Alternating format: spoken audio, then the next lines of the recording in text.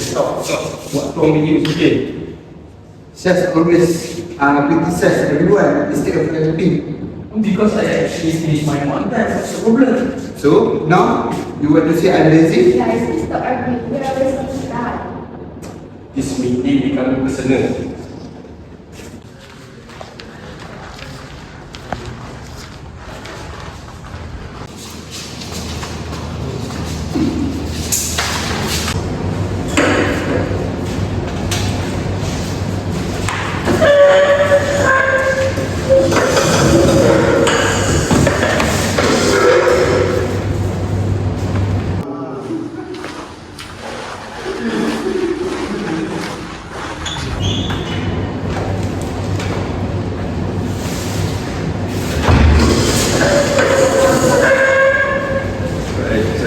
Settle down. I've heard your discussion. Instead of arguing, I think you should focus on the real problems. We cannot agree on what to do first. What is your common goal? To submit a good assignment and get good marks. Good. Focus on your shared goals instead of your individual opinions. Alright, sit down, everyone.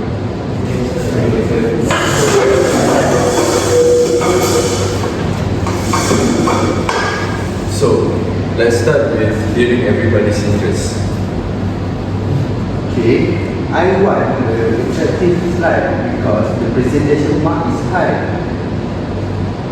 So I want a complete report before I design a slide. And I just want everyone to finish their responsibilities. Okay, how about this? Today we complete the report and then tonight the Shahjahan will complete the slide assignment and then tomorrow Syakir will improve the illumination and presentation and then Syahdan will check references and formatting, then I will check everything and submit it. I agree with that. So can I? That sounds good. Conflict is normal in teamwork. What's important is how you manage it. Instead of arguing, we listen to each other and found a solution. Yes, the organization had understanding everyone concerned. So we finish the assignment without diminishing our friendship. With all of that, we can submit our project on time. Good. It seems like everyone understands. Thank you.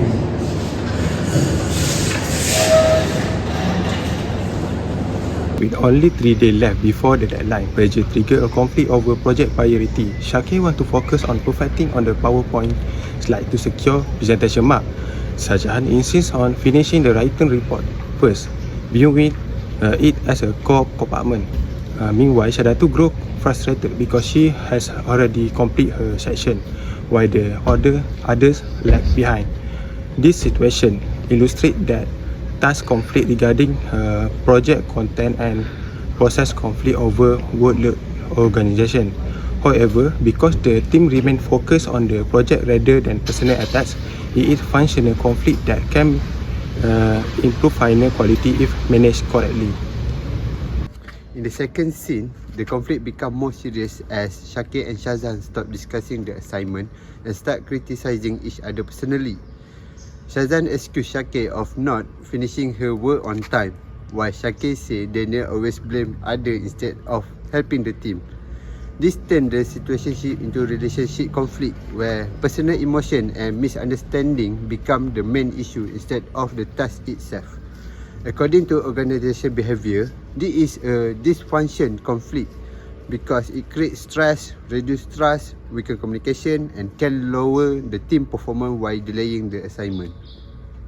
Third scene, Dr. Lim, the lecturer, noticed that the discussion is becoming unproductive and decided to step in as a third-party mediator. A mediator is a neutral person who helps both sides communicate and find a solution without making the decision for them. Instead of blaming anyone, Dr. Lim asked the group to identify the real issue and remind them of their common objective. which is to complete the assignment such as full and achieve good mark by asking everyone to focus on the shared goal. The lecturer encouraged cooperation instead of competition. This scene also demonstrates two important conflict management techniques. The first is problem solving, where the group openly discussing the issue to identify the best solution. The second is the use of superordinate goals, which means encouraging everyone to work together toward a goal that benefit the entire group. This technique help reduce tension and create a more positive discussion. In scene 4, the group moves into the negotiation process. Instead of arguing over who is right or wrong, each member explains their core concerns. Shakir highlights the visual impact of the slides, Shazhan emphasizes the report content, and Shaidatul pushes for individual accountability. To bridge these differences, Al-Faris, the team leader, proposes a balanced schedule. The team will finalize the report first, then collectively polish the slides before the deadline. This is a classic example of integrative bargaining, or a win-win negotiation strategy. Unlike distributive bargaining, where one party wins at the expense of another, integrative bargaining seeks a solution that satisfies everyone's core interests.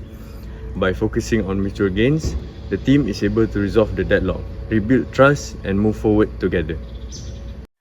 In the final scene, all team members accept the new plan and continue working together to complete the assignment.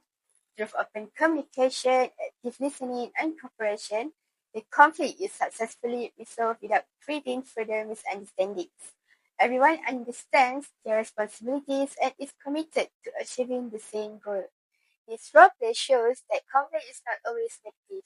In fact, when conflict is managed effectively, it can encourage better decision-making, improve teamwork, and allow members to understand different perspectives.